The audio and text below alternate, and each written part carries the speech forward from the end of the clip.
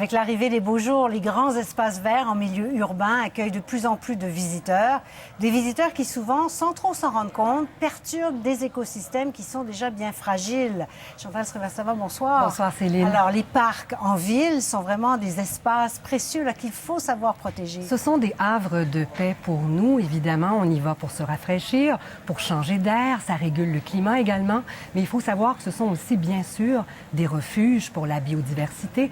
Or, certains de nos comportements, qui en apparence peuvent avoir l'air tout à fait anodins, peuvent être lourds de conséquences. Pour vous donner une idée de l'impact de cette cohabitation parfois difficile entre l'humain et la nature dans ces espaces urbains, il suffit de savoir que, par exemple, sur le Mont-Royal à Montréal, on a noté au début des années 90 la disparition de la grenouille des bois, du crapaud d'Amérique, également un déclin dans les espèces d'oiseaux nicheurs comme les grives, le bruant, également un déclin dans la flore de certains sous-bois. Tout ça parce que, vous savez, on vous dit qu'il faut marcher, entre autres, dans les sentiers qui sont balisés. Tout ça parce que le territoire ne doit pas être fragmenté.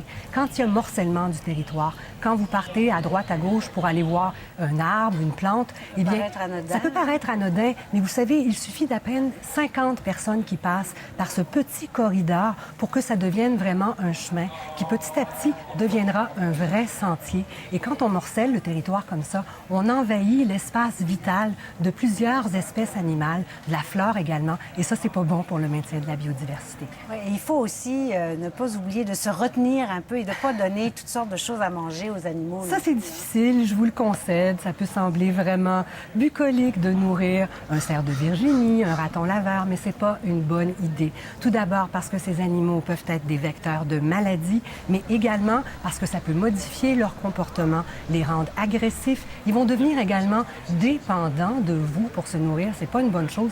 Et en plus, dans le cas des ratons laveurs, parfois, on leur donne à manger de la malbouffe carrément, des guimauves, des frites, des chips.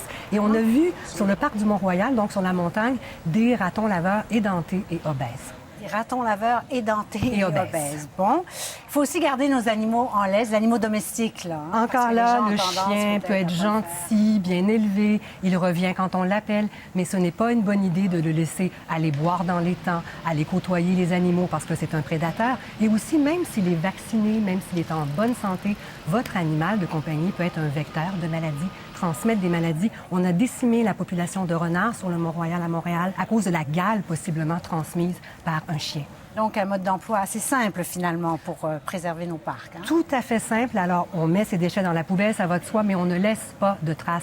Les Anglais disent « leave no trace », donc l'approche sans trace, c'est vraiment ça la clé du succès. Merci beaucoup, Chantal. Je vous en prie.